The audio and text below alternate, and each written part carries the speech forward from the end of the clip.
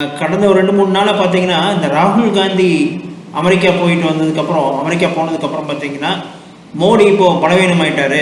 அவரால் பங்களாதேஷையும் அமெரிக்காவையும் கண்ட்ரோல் பண்ண முடியாது. ராகுல் காந்தி கையோங்கிருச்சு. ராகுல் காந்தி இறுதியில் வெற்றி பெற்றிருக்கிறார் என்றெல்லாம் ஒரு ஒரு ஒரு கட்டுக்கதையை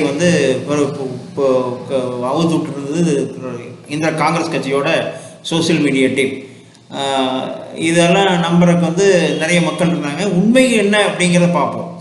இந்திய அரசியல் மாஸ்டர் ஸ்ட்ரோக் ஒன்று விளையாடி இருக்கு. அதை அமெரிக்காவுக்கும் ராகுல் காந்திக்கு எப்படி அந்த லெசனை எடுத்திருக்காங்கிறத நம்ம பார்ப்போம். சில நாட்களுக்கு முன்னால் national security adviser Ajit Doval அவர்கள் ரஷ்யா உக்ரைன் விவகாரம் தொடர்பாக புத்தினிடம் இந்திய அமைதி திட்டத்தை விளக்கி கொண்டிருந்த ஒரு வீடியோ ரொம்ப வைரலாக போச்சு சோசியல் மீடியாவில். ஆனால் உண்மையான அரசியல் விளையாட்டு அதுக்கு பின்னாடி தான் நடந்தது.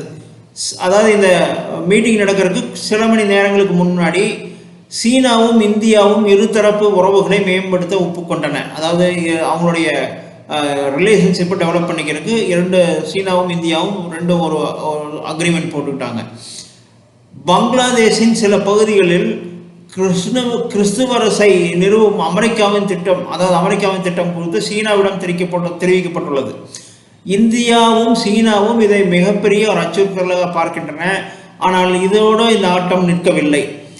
ராகுல் காந்தியை பயன்படுத்தி மோடியை எதிர்கொள்ளும் முயற்சியில் அமெரிக்கா இதனால் பெரும் பின்னடைவை சந்தித்திருக்கிறது என்பதில் உலக அரங்கில் ஒரு கருத்து, மாபெரும் கருத்து வர ஆரம்பிச்சிருச்சு.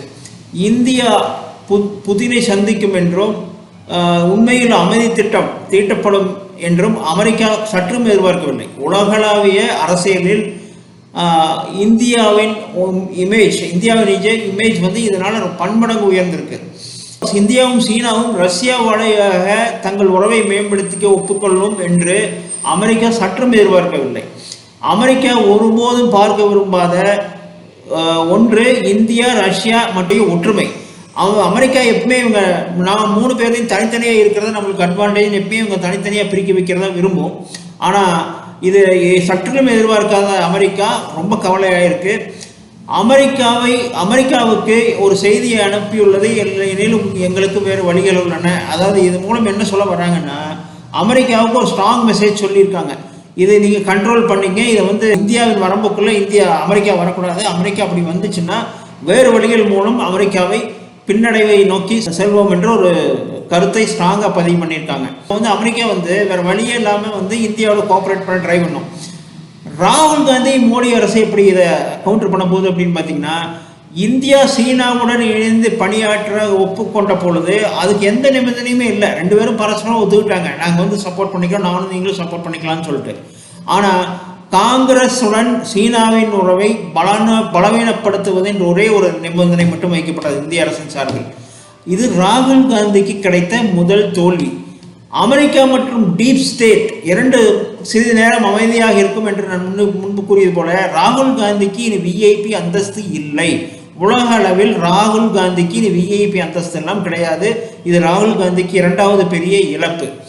மோடி மற்றும் சீஃப் ஜஸ்டிஸ் ஆஃப் இந்தியா சந்திரசூட்டுக்கு இடையே விநாயகர் சதுர்த்திக்கு அவர் வீட்டில் கலந்து கொண்டார். அவருடைய பூஜையில் கலந்து கொண்டார். இதை நீங்கள் டீகோட் செஞ்சு பார்த்தீங்கன்னா, ராகுல் காந்திக்கு 3வது இழப்பு மிக விரைவில் வரவிருக்கிறது என்பதை உங்களால் யூகித்துக் கொள்ள முடியும். அப்படி இல்லை என்றால் எங்களுடைய அடுத்த வீடியோக்காக வெயிட் பண்ணுங்கள். டோட்டலாக டீட்டெயில்டாக எக்ஸ்பிளைன் பண்ணுறோம்.